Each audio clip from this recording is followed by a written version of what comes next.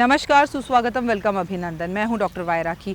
5 minute stories में आपका स्वागत, अभिनंदन है। आज आपको कहानी सुनाने के लिए मैं ले आई हूं इंडिया गेट। सुबह सुबह का टाइम, खूबसूरत सा माहौल और इंडिया गेट पर आज आपको मैं कहानी सुनाऊंगी। ये कहानी मुझे किसी ने शिरडी से भेजी है और आप ही के कहने पर मैं कहानी सुना रही हूँ, लेकिन उन्होंने मुझे अपना नाम बताने के लिए मना किया है, इसलिए आपके फैसले की कदर करते हुए मैं आपका नाम बिल्कुल नहीं लूँगी। लेकिन कहानी सच्ची है, ये उन्होंने मुझे कहा। कहते हैं कहानी बहुत समय पहले की बात है, जब बाबा शिरडी में आए थे, तब की कहानी है। अब जब तो मैं पैदा नहीं हुई थी, आई होप सो आप भी पैदा नहीं हुए होंगे। उनका कहना है कि एक पति साईं बाबा के शिरडी पहुंचने पर उसकी बहुत पूजा पाठ आराधना अर्चना करता था, रोज ही मंदिर जाकर बैठ जाता था, पर वो बहुत गरीब थे, उनके खाने के लाले पड़े हुए थे। पत्नी को ये सब कुछ चीज़ें बिल्कुल पसंद नहीं थी और पत्नी बहुत गुस्सा करती थी। पत्नी ये कहती थी कि क्या तमाशा लगा रखा है तुमने, तुम रोज बाबा के मंदिर जाकर बैठ जाते हो, क्या बाबा खिला रहा है हमें, पूजा पाठ करते रहते हो, हमारा तो जीवन खराब है, बर्तन बिकने की नौबत आ गई है और तुम्हारी ये ढोंग और पूजा पाठ खत्म नहीं होती। बहुत दुर्भाग्यशाली होते हैं वहाँ घर जिन पर पत्नियाँ पूजा नहीं करती, क्योंकि अगर पत्नी पूजा करती है तो पूजा का कई गुना फल मिलता है।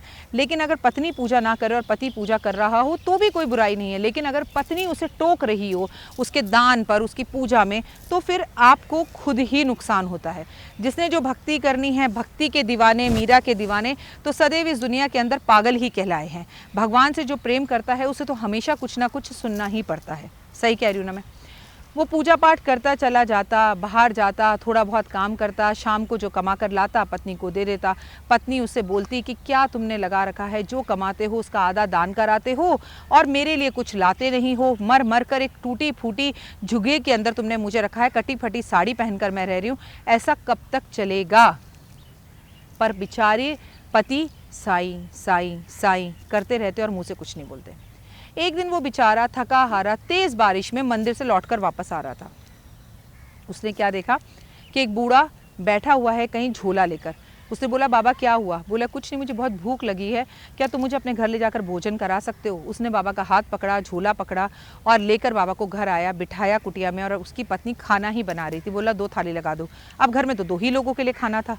अब पत्नी को आ गया गुस्सा कि अब इसको खिलाएगा, पर पत्नी ने कुछ नहीं बोला। बाबा ने बड़े प्यार से खाना खाया।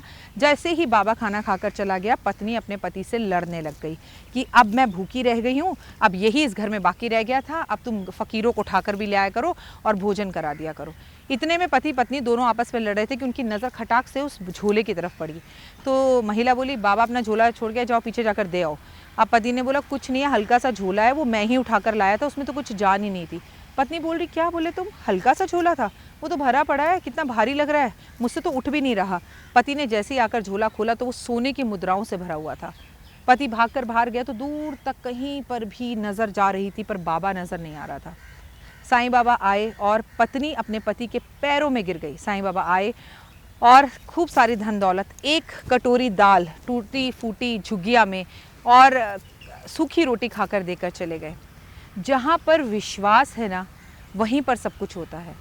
मेरे को जिन्होंने कहानी कल सुनाई ना फ़ोन कर कर, उन्होंने मुझसे एक बात और बोली, ऐसे लाखों चमत्कार हैं, ऐसी हज़ारों कहानियाँ शिरडी के अंदर हैं, जहाँ पर माँ को बच्चों ने घर से निकाल दिया और बाबा ने उसके लिए कुटिया को ही महल बना दिया और बच्चे नाक रगड़ते हुए आए। उन्होंने मुझसे कहा, एक औरत गर्भवती थी, रास्ते में उसको हॉस्पिटल जा रहे थे प्रेगनेंसी डिलीवरी के लिए, उसकी गाड़ी गड्ढे में गिर गई। बाबा आए और उसको 2 टॉफ़ी देकर चले गए।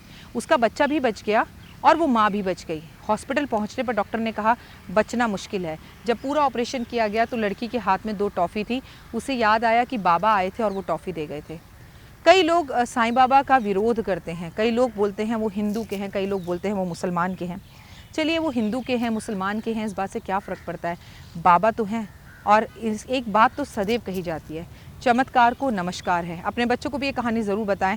अगर ज़िंदगी से हताश हैं आप, तो अपने भगवान पर उसी तरह से विश्वास रखें आप, जैसे कि इस गरीब व्यक्ति ने रखा हुआ था। पत्नी के लाख बोलने पर भी वो भगवान का दामन नहीं छोड़ रहा था। लेकिन आज आपको आपका एस्ट्रोलॉजर बोलता है कि पीपल के पेड़ पर जाकर दिया जलाओ, तो 2 दिए जलाने के बाद आप कहते हैं कितने दिन तक जलाना है? जब से दिया जलाना शुरू किया है तब से प्रॉब्लम ज़्यादा हो गई है।